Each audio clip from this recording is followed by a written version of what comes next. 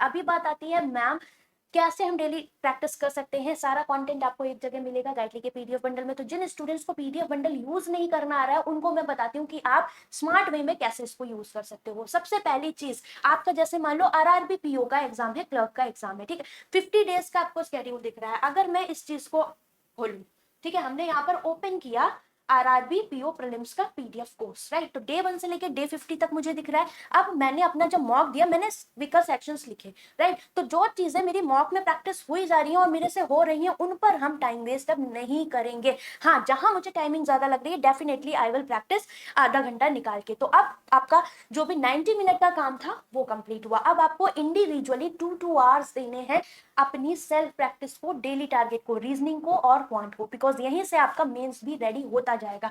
आपने क्या करना है, टेस्ट फॉर्मेट में अवेलेबल है, इंग्लिश हिंदी दोनों पीडीएफ्स भी हैं और वीडियो सॉल्यूशंस भी यहाँ पर है। दैट इज व्हाट, आप इसको क्विज फॉर्मेट में ही अटेम्प्ट करेंगे, बेटर रहेगा आपके लिए कि नहीं। बात आती है क्या कि अगर आप इसको डेली बेसिस पे डे 1 डे 2 करके प्रैक्टिस करना चाहो then you can go with this, आप कर सकते हो। बट अगर मैं मॉक्स भी दे रही हूँ, ये भी कर रही हूँ डेली बेसिस पे, तो मे भी फिर मुझे अपने कमांड नहीं हो पाएगी अपने पर्टिकुलर टॉपिक पर जो मेरा वीक है।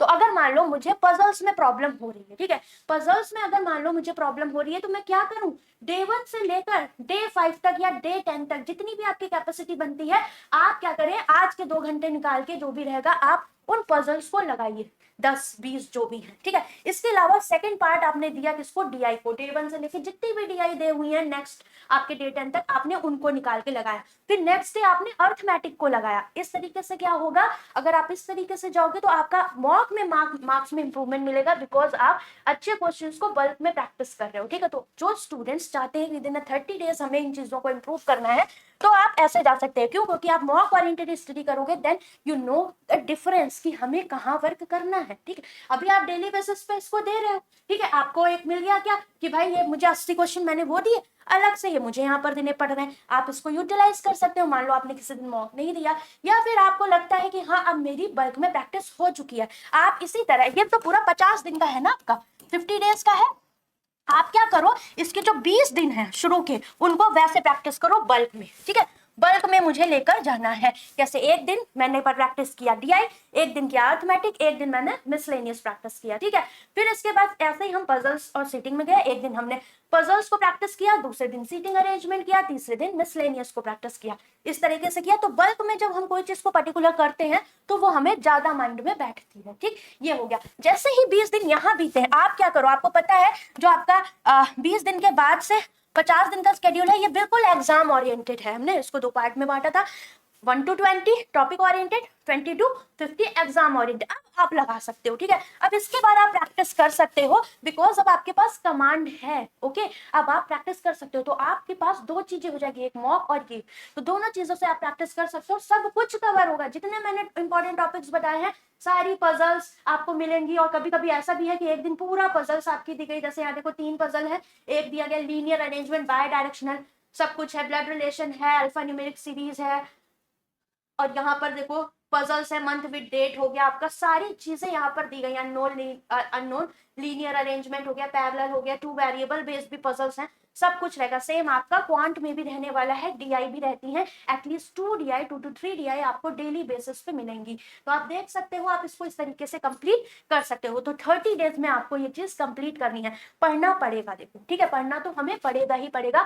जो लोग मेंस की साथ में तैयारी कर रहे हैं, संडे को एटलीस्ट टाइम निकालो, चाहे मेंस कर रहे हो या प्री पे फोकस, देखो प्री हमें करना है तो 15 दिन लग के या 30 दिन लग के हमें इस पे भी फोकस अप करना पड़ेगा, ओके। और संडे को आप एक काम कर सकते हो कि संडे वाले दिन आप टाइम निकालिए और कंप्यूटर और जनरल अवेयरनेस का जो सेक्शन है वो पढ़िए। कंप्यूटर पीडीएफ बंडल है गाइडली का, आप उसको फॉलो कर सकते हैं।